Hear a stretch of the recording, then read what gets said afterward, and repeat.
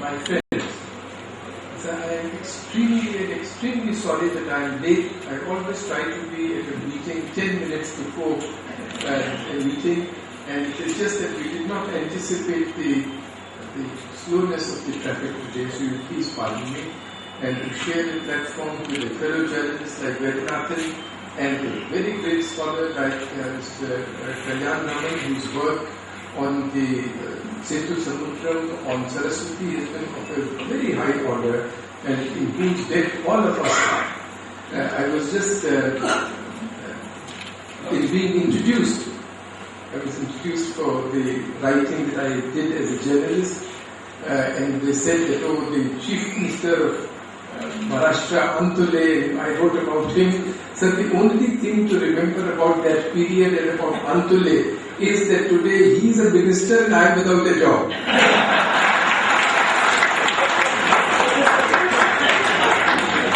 Similarly, this Vednathan was just telling us that it took 4 days for Shivraj Patil to accept moral responsibility. But you see, that is a very great advance. Because I remember when in the Indian Express, we exposed the Bhagalpur blindings. Then Mr. Jagannath Mishra was the Chief Minister. So he came to Delhi. He said that he wanted to see me. I should come to him. I went to see him. Then I mysteriously asked him, sir, everybody is saying that because of all this you should resign. What do you have to say? And he said, Shourie sir, why should I resign? I have already accepted moral responsibility.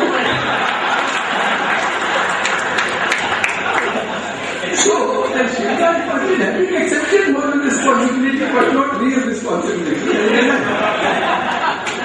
Not to that. You see, what has happened? So you must see what is happening. That is Shivraj Patil of the economy, Chidambaram, has been moved to Shivraj Patil's home ministry by the Shivraj Patil of the government as a whole, Manmohan Singh. That is our response to terrorism. So, we must, every time, but just now, Vednathan was saying, could it have been anticipated that in the financial capital of India, such a thing would be done? Precisely because it is the financial capital of India, my friend, it is done. And how can we be surprised every time? This is happening every second month. And in Bombay it is happening every few years. 1993, more than 300 people came. Stock exchange blown up.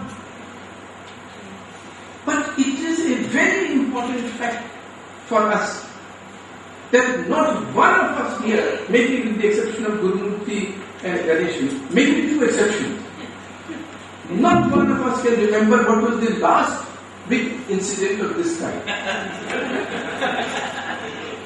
We cannot remember when it was last time in Bombay.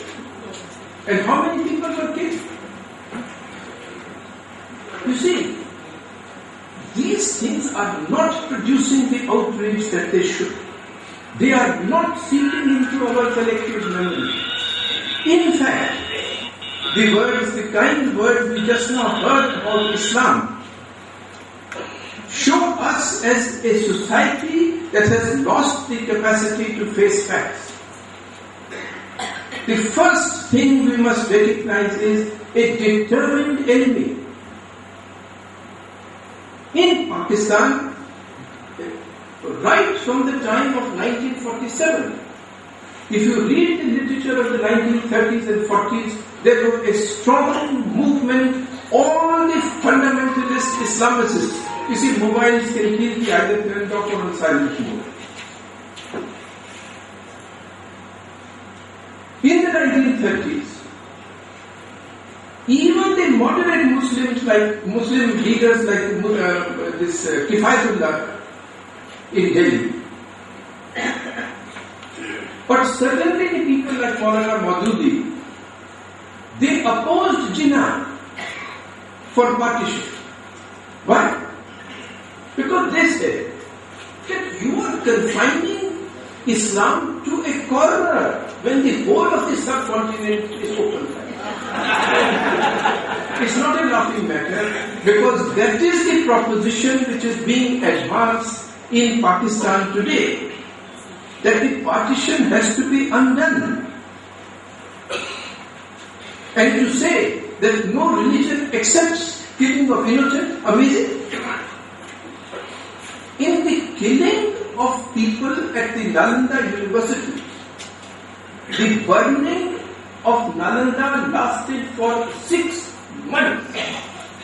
About 175,000 monks were killed.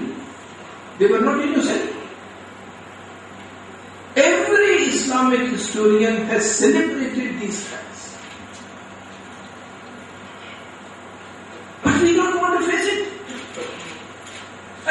Musharraf says, as the President of Pakistan, he said, jihad is an instrument of state policy.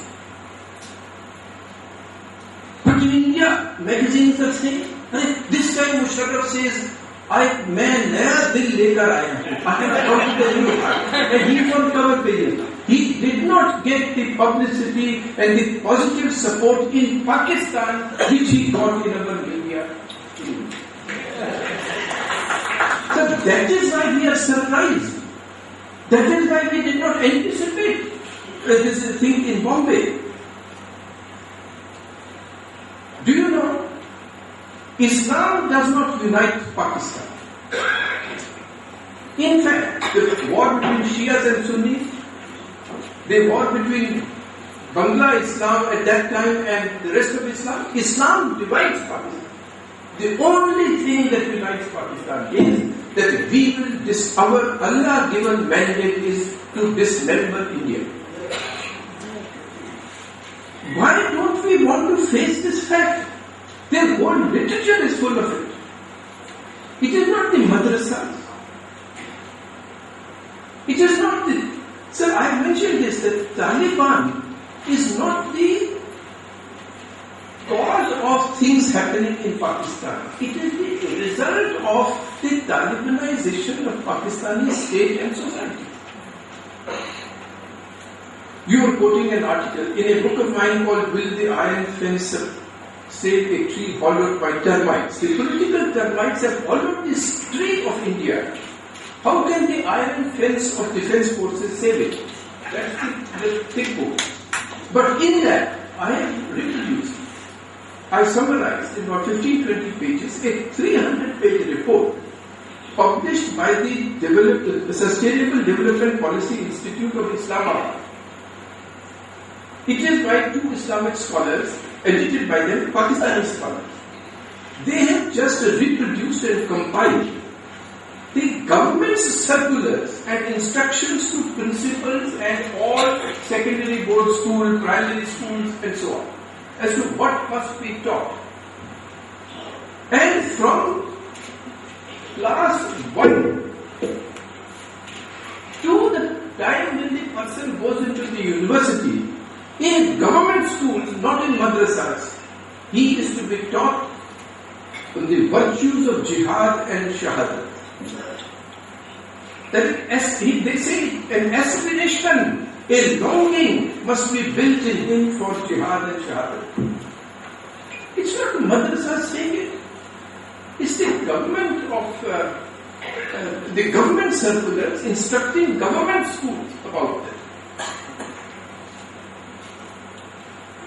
From kindergarten, the instruction says, from kindergarten, before class 1, that the child in being assessed will be assessed by the fervor and spirit with which he gives speeches on shahadat and jihad in government schools in Pakistan. But we don't want to face that.